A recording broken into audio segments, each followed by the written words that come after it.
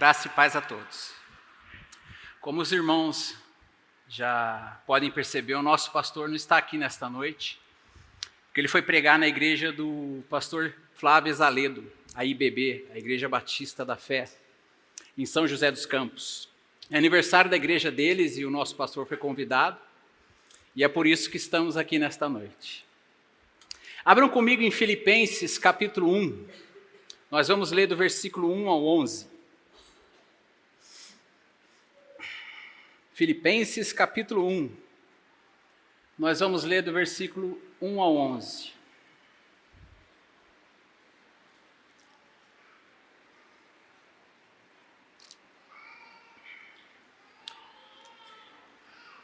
Eu vou ler com os irmãos na Revista e Atualizada, que diz assim: Paulo e Timóteo, servos de Cristo Jesus, a todos os santos em Cristo Jesus, inclusive bispos e diáconos que vivem em Filipos. Graça e paz a vós outros, da parte de Deus nosso Pai e do Senhor Jesus Cristo. Dou graças ao meu Deus por tudo que me recordo de vós, fazendo sempre, com alegria, súplicas por todos vós em todas as minhas orações, pela vossa cooperação no Evangelho, desde o primeiro dia até agora. Estou plenamente certo de que aquele que começou a boa obra em vós há de completá-la até o dia de Cristo Jesus. Aliás, é justo que eu assim pense de todos vós, porque vos trago no coração, seja nas minhas algemas, seja na defesa e confirmação do Evangelho. Pois todos sois participantes da graça comigo. Pois minha testemunha é Deus, da saudade que tenho de todos vós, na terna misericórdia de Cristo Jesus. E também faço esta oração, que o vosso amor aumente mais e mais em pleno conhecimento e toda percepção, para aprovardes as coisas excelentes e serdes sinceros e inculpáveis para o dia de Cristo, cheios do fruto de justiça, o qual é mediante Jesus Cristo, para a glória e louvor de Deus. Nós lemos até o versículo 11, mas hoje nós vamos desenvolver até o versículo 6, e numa próxima oportunidade, se o Senhor permitir, a gente termina até o versículo 11. Mas vamos orar? Senhor, obrigado por mais esse privilégio que o Senhor tem nos dado, a Deus, de estarmos em Tua casa, reunidos como igreja, Senhor, como povo do Senhor, para louvá-lo, para adorá-lo, para exaltarmos o Teu santo nome, Senhor. E nós já fizemos isso. Queremos pedir ao Senhor agora que fale aos nossos corações com poder e autoridade, ó Deus. Que o Teu nome seja, mais uma vez, glorificado, ó Pai, nesta noite. E que nós, como igreja, possamos sair daqui edificados, fortalecidos e abençoados, Senhor, em nome de Jesus. Amém. Como os irmãos já podem ver, hoje a nossa reflexão será sobre o tema a oração de Paulo pela igreja. Pela manhã, o nosso pastor terminou a EBD falando de escravidão e de alegria. E nós vamos começar a mensagem dessa noite falando sobre alegria e escravidão, até chegarmos na oração de Paulo. Antes, porém, vamos nos lembrar que desde a queda, e aqui eu estou falando de Gênesis capítulo 3, desde a queda, nós vivemos em um mundo repleto de tristezas, dores e sofrimentos. Momentos de prazer e de alegria acabam de forma rápida e vivem misturados com a tristeza em geral. Apesar de muitos buscarem continuamente uma vida melhor, a verdade é que poucos nutrem essa esperança de um futuro melhor. E com o passar dos anos e a idade aumentando, essa desesperança tende a aumentar. Longos anos de vida normalmente se refletem em longos anos de frustração, longos anos de insatisfação e de sofrimento. A perda de parentes queridos, as limitações trazidas pelas doenças e pela idade, além de algumas dores que vão aparecendo, começam a atrapalhar ainda mais a nossa vida.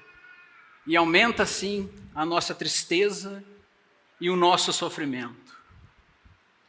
Longos períodos de tristeza e sofrimento tendem a diminuir a nossa esperança e a nossa satisfação com a vida. Se fizermos uma pesquisa rápida a respeito da alegria ou da felicidade, nós vamos perceber que a maioria das pessoas vão associar a alegria ou a felicidade de acordo com os bens materiais que elas possuem, de acordo com a condição financeira que elas possuem, de acordo com o sucesso ou não de suas carreiras. E no que tange aos relacionamentos, de acordo com o parceiro ou a parceira ideal de vida. Ou até mesmo com a expectativa de que eventos positivos que elas desejam venham acontecer. Em geral, elas vinculam a sua felicidade às circunstâncias favoráveis que podem acontecer em sua vida. A alegria espiritual, a alegria que vem do alto, a alegria que vem de Deus, não é uma alegria baseada nas circunstâncias. A alegria que vem do Senhor é um sentimento de contentamento, é uma satisfação, um prazer, uma gratidão e bem-estar. Trata-se de uma confiança profunda e permanente e que independe de circunstâncias. É aquela alegria de saber que não importa o que aconteceu, não importa o que está acontecendo ou o que ainda vai acontecer. Nada e ninguém pode mudar o amor de Deus por nós. Nada e ninguém pode mudar o que Cristo fez por nós. E portanto, meus irmãos, está tudo bem entre você e Cristo. Está tudo bem entre você e o seu Senhor. Não por algo que você tenha feito, mas por causa daquilo que Ele fez. Não importa a sua dificuldade, não importa o tamanho da sua decepção, nem o tamanho do seu fracasso, ou qualquer outra situação que você esteja enfrentando. A alegria que vem de Deus, ela deve permanecer. E ela deve permanecer porque se trata da alegria concedida a nós pela salvação em Cristo Jesus. E saber que nada e ninguém pode mudar isso, nem nos separar do amor de Deus. Essa alegria vem de um relacionamento sério e duradouro com o nosso Senhor e Salvador Jesus Cristo. Essa alegria não está baseada em ter posses ou riquezas, ou em algo que tenhamos feito ou possamos fazer, mas está baseada na vida e na obra de Cristo em nosso favor. O verbo alegrar aparece cerca de 96 vezes no Novo Testamento. E o substantivo alegria aparece cerca de 59 vezes. As duas palavras aparecem 13 vezes aqui em Filipenses. A verdadeira alegria vem de Deus. A verdadeira alegria vem do alto.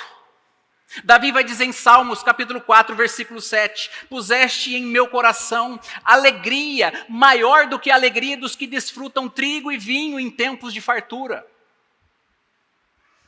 Paulo vai dizer em Romanos, capítulo 14, versículo 17, pois o reino de Deus não é comida nem bebida, mas justiça, paz e alegria no Espírito Santo.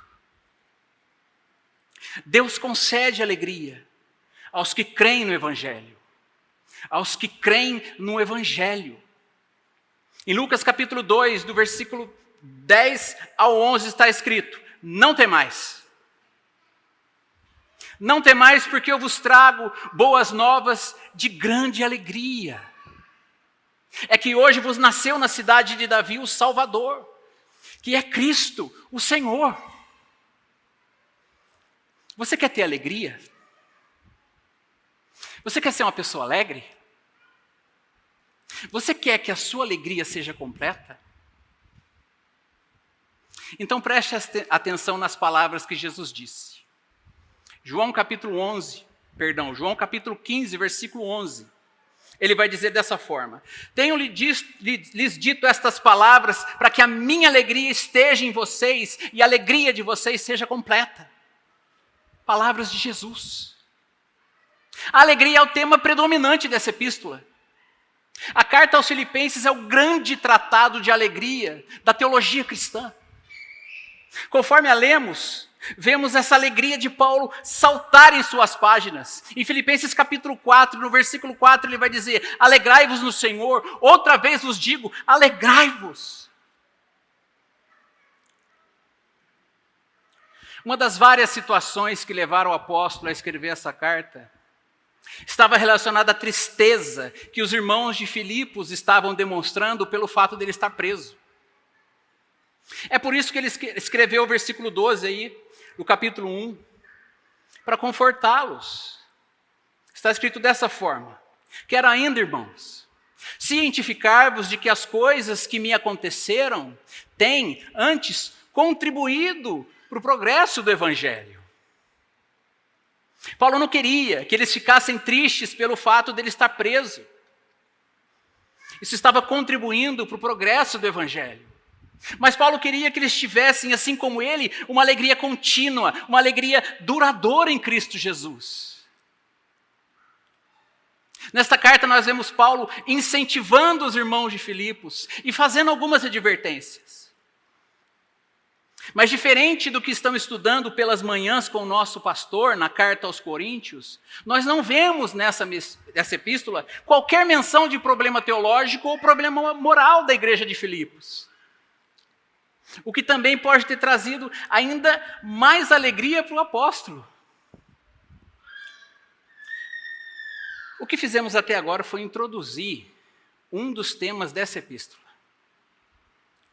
Talvez o tema principal. Apesar da prisão do apóstolo, o tom predominante dessa epístola é a alegria em Cristo. Então, uma vez que nós já vimos um dos temas principais dessa carta, vamos agora entrar em seu conteúdo e procurar extrair algumas lições para as nossas vidas.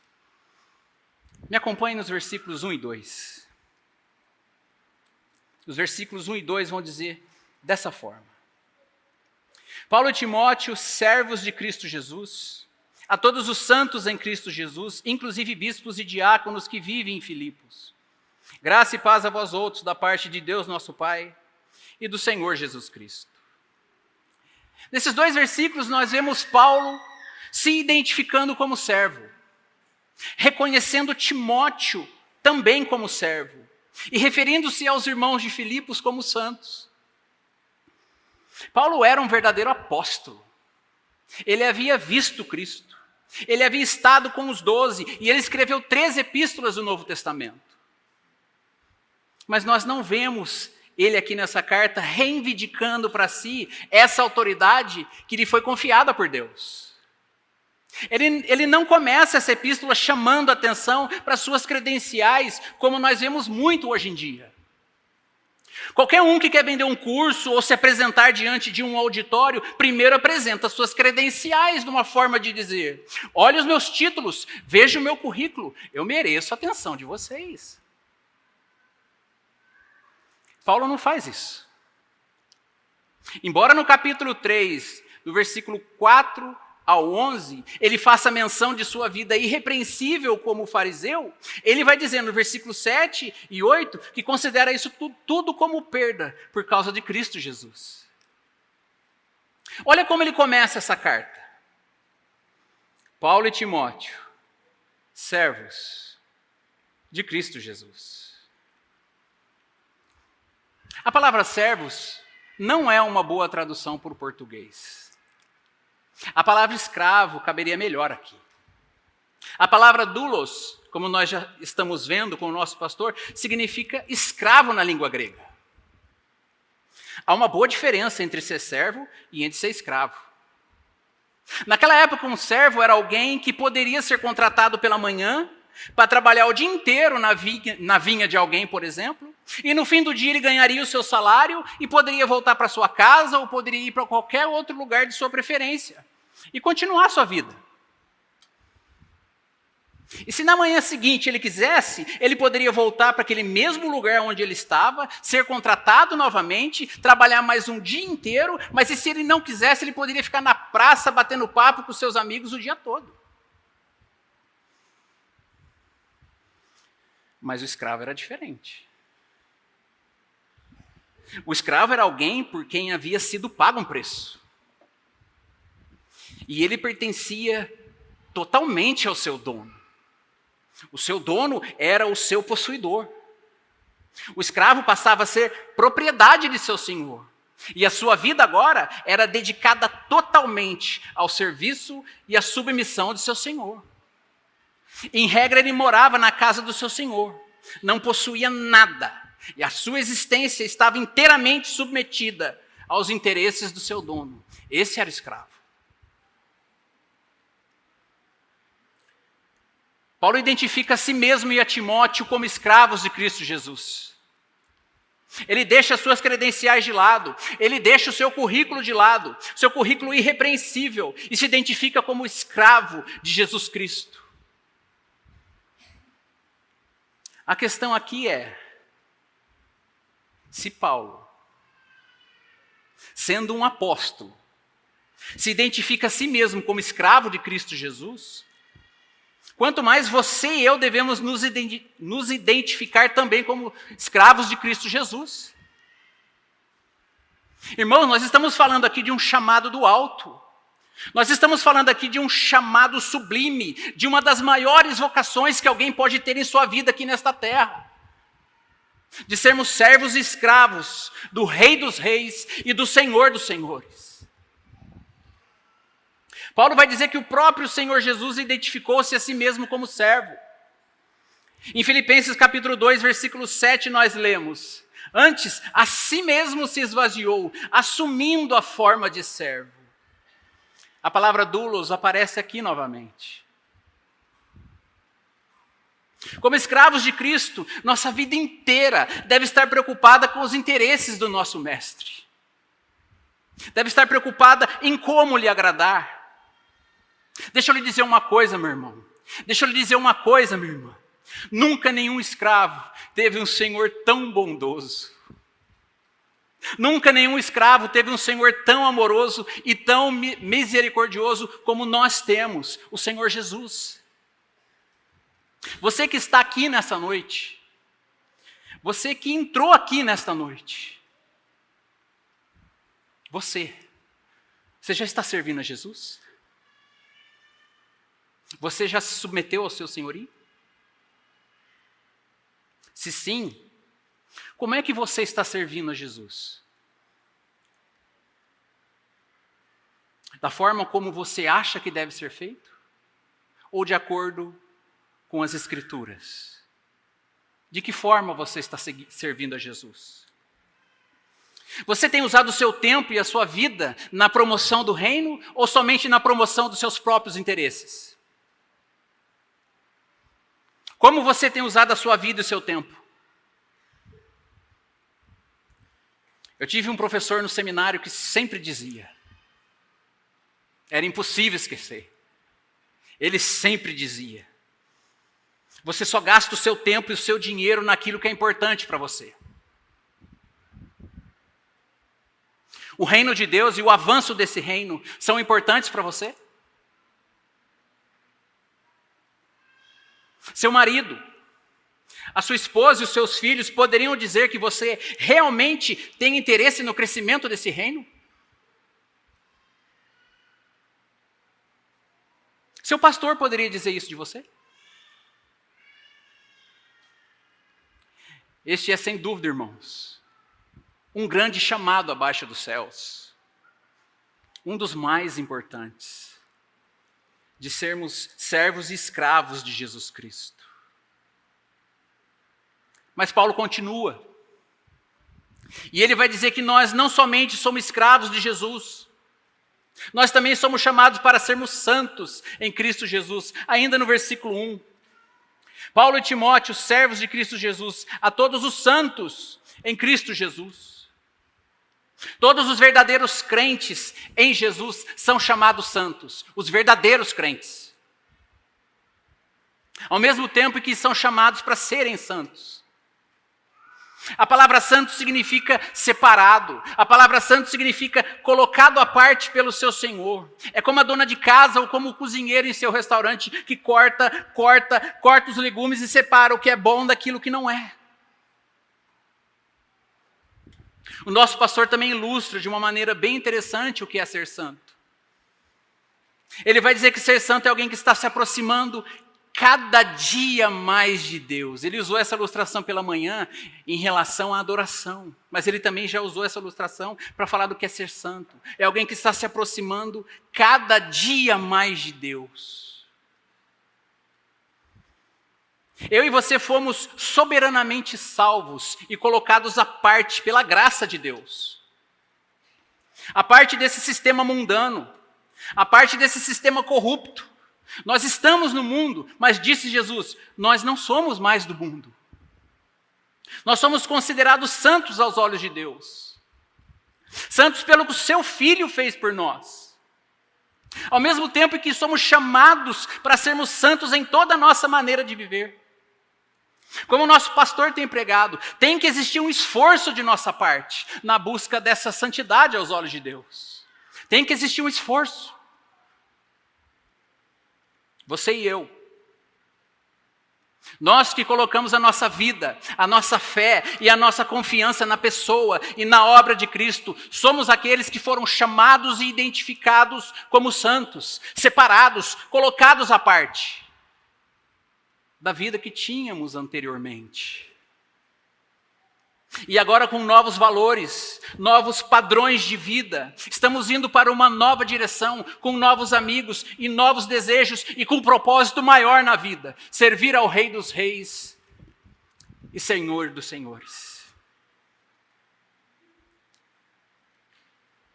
Versículo 3. Dou graças ao meu Deus por tudo que me recordo de vós. A partir desse versículo até o 11, Paulo ora. Ele apresenta a Deus os seus agradecimentos e os seus pedidos, ao mesmo tempo que demonstra uma profunda confiança em Deus. No Deus que o separou antes mesmo dele nascer. E ele começa a sua oração rendendo graças ao Senhor. Muitos começam as suas orações pedindo. Muitos começam as suas orações questionando, meu Deus, que isso? O que é que está acontecendo? Até quando, Senhor? Muitos começam as suas orações lamentando, meu Deus, tem misericórdia de mim, olha a minha situação. Paulo começa a sua oração dando graças. Dou graças ao meu Deus. Mas nesse contexto aqui, ele é grato a Deus por qual motivo? Ou por quais motivos? Olha a parte B do versículo 3. Por tudo que me recordo de vós.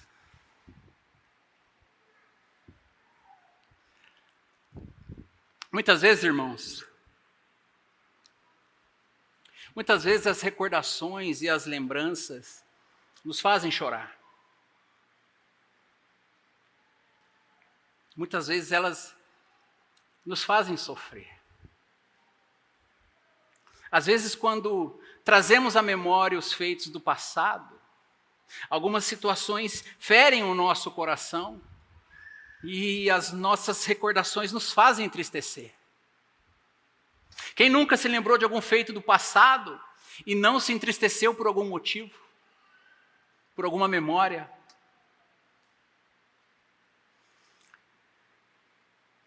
Mas quando Paulo lembra da igreja de Filipos, quando ele se lembra deles, isso traz ao seu coração motivo de grande gratidão e de grande alegria, como vai dizer o versículo 4, fazendo sempre com alegria súplicas por todos vós em todas as minhas orações.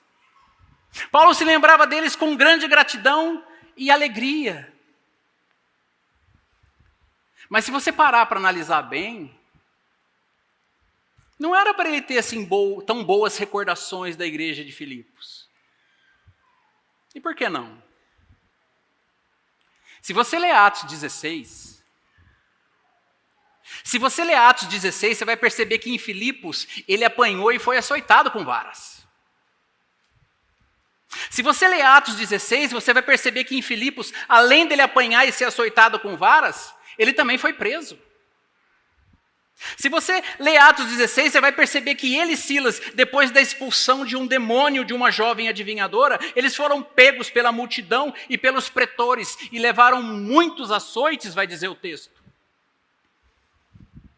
E depois disso foram lançados no cárcere ilegalmente, por causa de um benefício feito àquela jovem. Mas em nenhum momento você vê Paulo reclamando disso nas Escrituras. Em nenhum momento você o vê murmurando.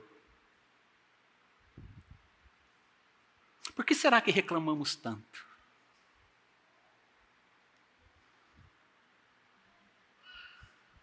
Por que será que murmuramos tanto?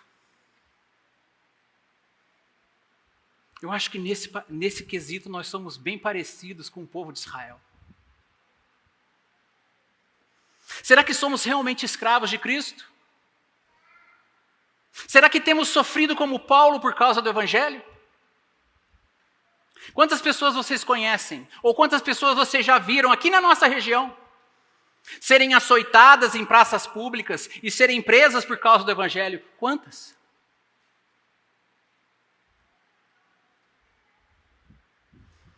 Aproveitem, meus irmãos. Aproveitem enquanto a perseguição ainda não chegou. Porque você e eu, nós sabemos que ela vai chegar. A perseguição vai chegar. Paulo já dizia naquela época que os dias eram maus. Aproveite o privilégio que o Senhor tem nos dado de nos reunirmos como igreja. Isso é um privilégio. Aproveite o privilégio que o Senhor tem nos dado de nos reunirmos nas casas. Porque um dia é provável que esse privilégio acabe. As circunstâncias de Paulo em Filipos não foram nada fáceis. E a situação de Paulo atual não é nada fácil, é terrível. Paulo está preso, lembram? Quando ele escreveu essa carta. Em prisão domiciliar. Acorrentado a um soldado romano. Impossibilitado de fazer muitas coisas. E havia ainda a possibilidade dele ser executado. Nessa prisão ele ainda não foi. Na próxima ele seria executado. Quando você observa as dificuldades dele, quando você observa as dificuldades de Paulo, você fica admirado. E você fica admirado porque mesmo apesar das circunstâncias, o apóstolo mantinha um coração grato a Deus. Paulo tinha todos os motivos do mundo para ser alguém deprimido. Paulo tinha todos os motivos do mundo para ser alguém depressivo, para ser alguém amargurado e triste. No entanto, o seu coração transbordava de alegria e de gratidão a Deus. Nem a cadeia do passado e nem a cadeia do presente são suficientes para roubar a alegria dele. Nem um passado doloroso e nem um presente de limitação rouba a sua alegria. Você vai ver que essa igreja, que foi plantada com lágrimas e sangue, a igreja de Filipos, essa igreja se tornou a igreja que mais cooperou com ele em todo o seu ministério. Essa igreja, a igreja de Filipos, vai sustentá-lo enquanto ele está preso, vai lhe enviar uma oferta especial através de Epafrodito. E quando Paulo se lembra dessa igreja, ele sente uma profunda alegria, uma profunda gratidão em seu coração. É bem provável que por isso ele tenha escrito o capítulo 4, versículo 1, onde ele vai dizer: meus irmãos, amados e muito saudosos, minha alegria e coroa. Ele diz que os filipenses são a sua alegria e coroa. Que testemunho de igreja! Que testemunho! Paulo era alguém agradecido. Ele era alguém alegre. Ele era alguém agradecido a Deus, mesmo apesar das circunstâncias. Presta atenção na leitura desses versículos que eu vou fazer. Não precisa ler na sua Bíblia, só ouça. Filipenses capítulo 1, versículo 3, que é o que nós estamos desenvolvendo aqui. Olha o que o texto diz: dou graças ao meu Deus por tudo o que me recordo de vós. Efésios capítulo 1, versículo 16 vai dizer: não cesso de dar graças, fazendo menção de vós em minhas orações. Colossenses capítulo 1, versículo 12 vai dizer: dando graças ao Pai, que vos fez idôneos à parte que vos cabe da herança dos santos. Filemão, capítulo 1, versículo 4 vai dizer: dou graças ao meu Deus, lembrando-me sempre de ti nas minhas orações. Por que eu citei esses versículos? 4 versículos. Por que eu citei especificamente esses 4 versículos? Eu citei esses versículos porque todos eles foram escritos de dentro da prisão. E o apóstolo está dando graças. Quando Paulo escreveu Efésios, quando Paulo escreveu Filipenses, quando ele escreveu Colossenses e Filemão, ele as escreveu quando ele estava preso. E provavelmente essas cartas não foram escritas todas de uma vez. O que significa que a gratidão e a alegria de Paulo eram constantes. A sua gratidão e a sua alegria é constante? São constantes? Será que a minha é constante? Paulo dá graças mesmo estando preso. Ele dá graças apesar das circunstâncias. Deixa eu lhe fazer uma pergunta reflexiva. Em tempos de dificuldade, você consegue ser agradecido? Eu não estou perguntando se você consegue manter alegria no seu coração. Eu estou perguntando se você consegue ser agradecido em tempos de dificuldades. Em tempos de injustiça, de angústias e de desespero, você consegue ser agradecido? Será que nessas condições conseguimos manter um coração grato a Deus?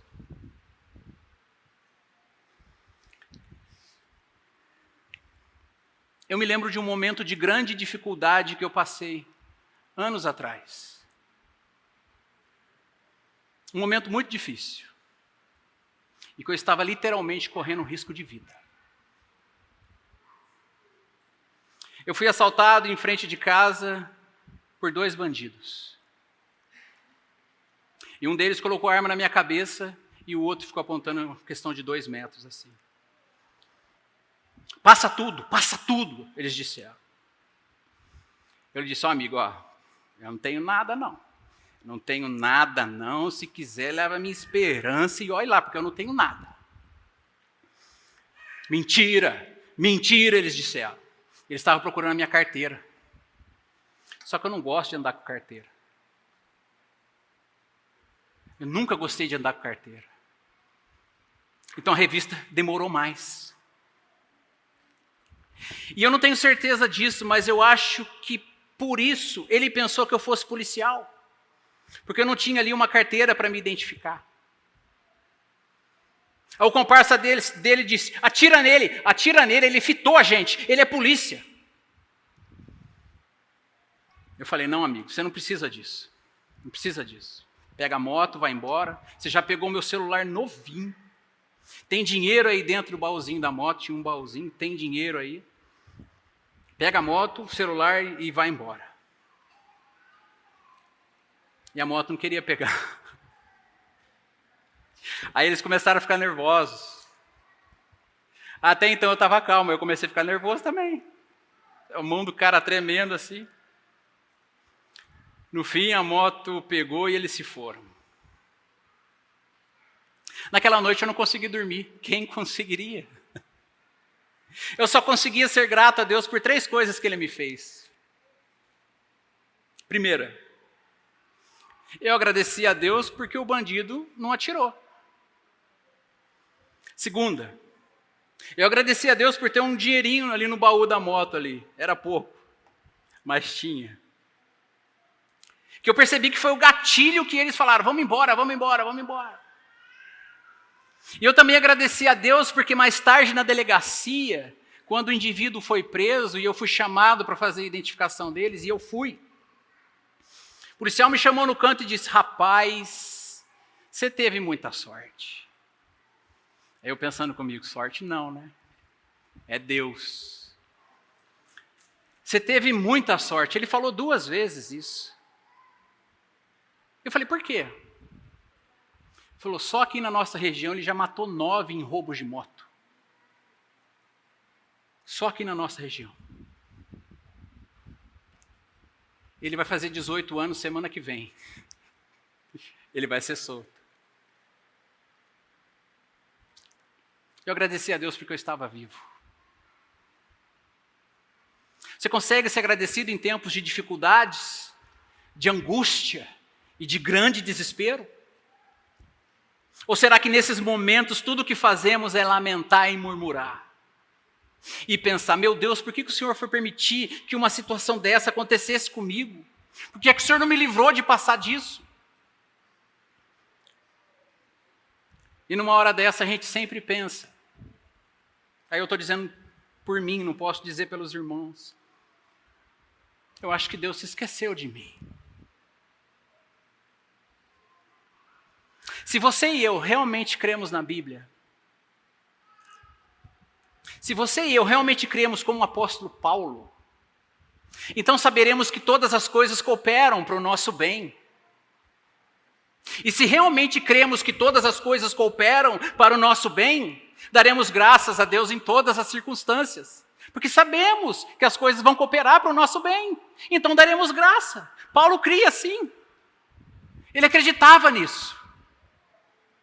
Por isso ele dava graças a Deus. E aqui nesse texto ele dava graças a Deus pelo que ele se recordava dos filipenses, da igreja de Filipos. Mas Paulo também agradece a Deus por um segundo motivo. O primeiro é porque ele se recordava deles. O segundo motivo é pela cooperação deles no Evangelho. Olha aí o versículo 5.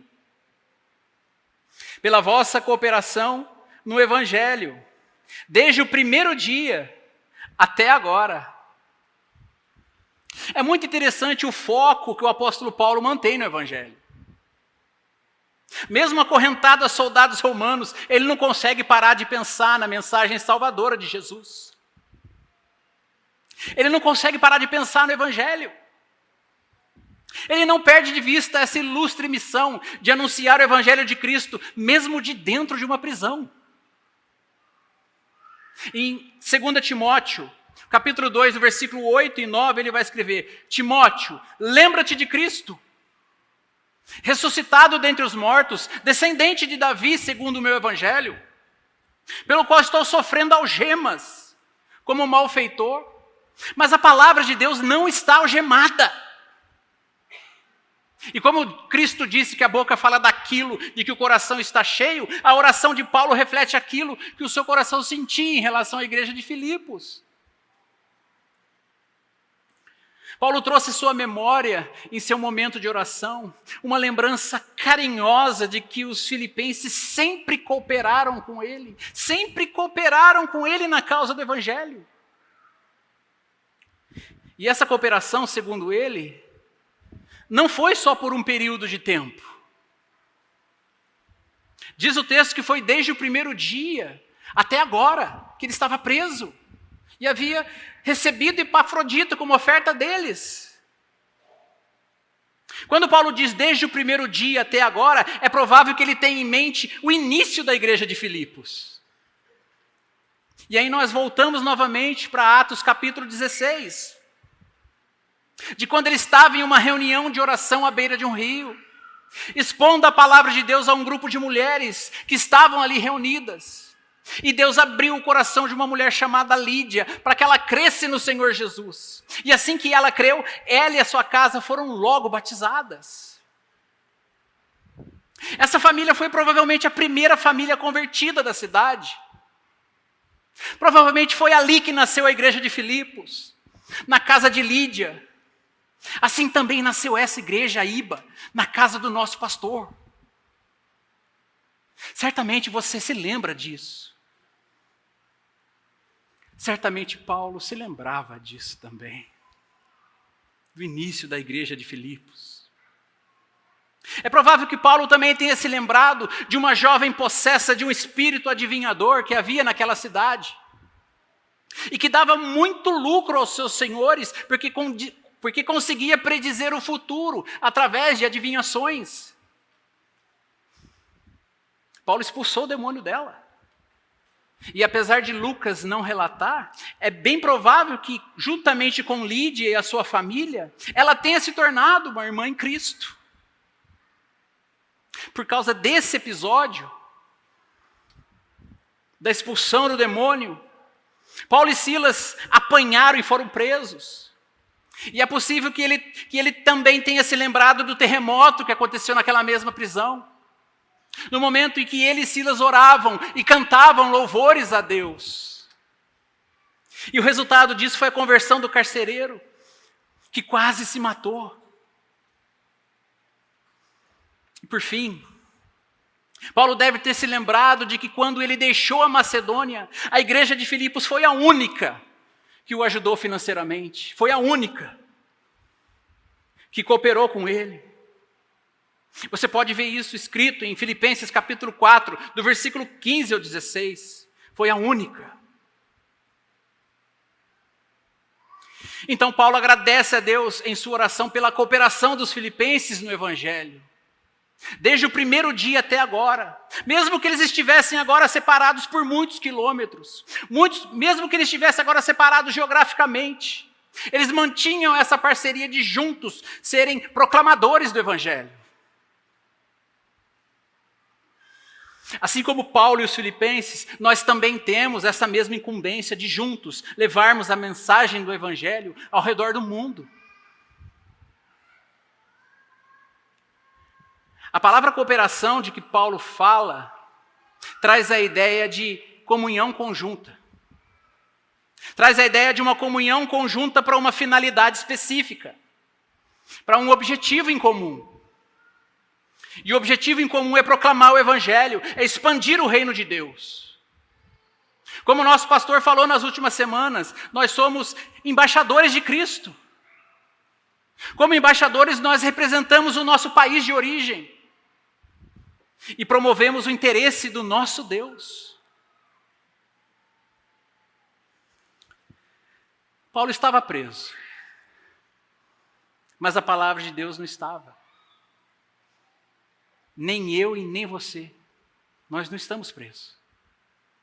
Os romanos colocaram algemas em Paulo, mas eles não podem algemar a palavra de Deus. Eu não estou vendo ninguém algemado aqui.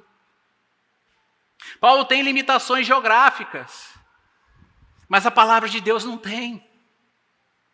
Paulo não tem condições de se reunir. Paulo não tem condições de se reunir e de ter comunhão com seus irmãos.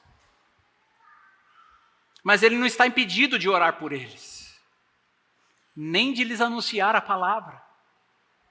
O que é que te impede? O que é que nos impede de nos reunirmos para orarmos juntos e compartilharmos a palavra? O que é que nos impede? Paulo está impedido de viajar até Filipos, mas ele não está impedido de pregar o evangelho aos crentes de Filipos.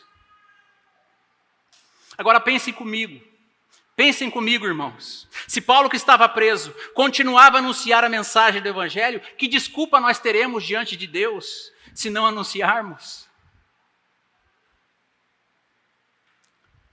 Você pode perguntar, mas como é que eu posso fazer isso? Eu não tenho condições de viajar o mundo fazendo missões. Eu entendo, nem eu tenho. Mas nós sabemos disso, mas não custa lembrar que missões pode começar na nossa cidade. Missões pode começar na nossa vizinhança, entre os nossos familiares que ainda não são salvos. Não tem uma reunião de oração, seja aqui na igreja ou seja nas casas, em que não é exposto os pedidos de oração pelos familiares que ainda não são convertidos. Está aí a oportunidade. Talvez não possamos ir, mas podemos orar. Podemos orar pelos missionários, podemos cooperar financeiramente, e graças a Deus estamos fazendo isso, ajudando financeiramente, graças a Deus. O Senhor nos deixou uma ordem, não foi um pedido. Um mandamento. Ide por todo mundo e anunciai o Evangelho. Estamos levando a sério essa ordem? Estamos obedecendo essa ordem? Que você e eu, irmãos, que nós possamos nos juntar a Paulo e aos filipenses nessa sublime tarefa de cooperar na expansão do Evangelho. Versículo 6, e eu estou indo para o final. Estou plenamente certo de que aquele que começou a boa obra em vós há de completá-la até o dia de Cristo Jesus. Enquanto Paulo ora, ele demonstra a sua plena confiança em Deus, deixando claro aos filipenses a fé que ele deposita no Senhor, a quem ele dirige as suas orações. Sua confiança está ancorada no Deus que vive eternamente.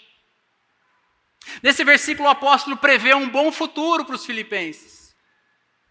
E ele enxerga um bom futuro para eles, porque ele confia no Deus que começou essa boa obra na vida de cada um deles. Presta atenção nessas palavras. Eu estou plenamente certo, vai dizer a revista atualizada. A NAA vai dizer, estou certo. A NVI traduziu como, estou convencido. E a NVT vai dizer, tenho certeza. Eu costumo usar, além dessa, mais duas traduções em inglês, nos meus momentos de estudo. A ESV e a NASB. E para esse versículo eu gostei mais da NASB. A NASB traduz desse jeito.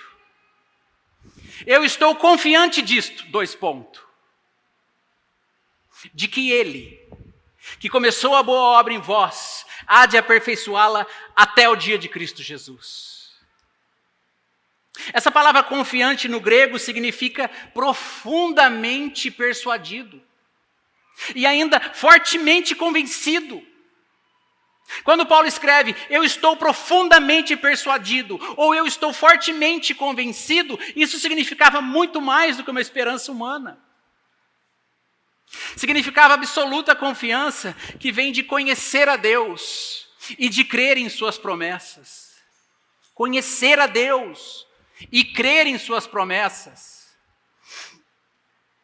De que aquele que começou a boa obra nos filipenses e em cada um de nós, certamente a aperfeiçoará até o dia de Cristo Jesus. Nada pode incentivar mais o cristão do que essa confiança. De que apesar das incertezas e dificuldades da vida, apesar de erros e de muitas derrotas que possam aparecer ao longo de nossa caminhada, um dia seremos perfeitos. Um dia seremos semelhantes a Ele. E como é que eu sei disso? Eu sei disso porque o próprio apóstolo Paulo escreveu em Romanos capítulo 8, versículo 29 e 30. Ele escreveu, porquanto aos que de antemão conheceu, também os predestinou para serem conformes à imagem de seu Filho. E aos que predestinou, a esses também chamou. E aos que chamou, a esses também justificou. E aos que justificou, a estes também glorificou. Um dia, irmãos, um dia seremos todos glorificados. Um dia seremos perfeitos. Um dia seremos semelhantes a Cristo. Com uma palavra pastoral, com uma palavra de encorajamento, Paulo diz aos filipenses, o Deus que começou é o Deus que justifica. O Deus que começou é o Deus que santifica. O Deus que começou é o Deus que há de terminar, que há de concluir essa boa obra em vocês no dia da nossa glorificação.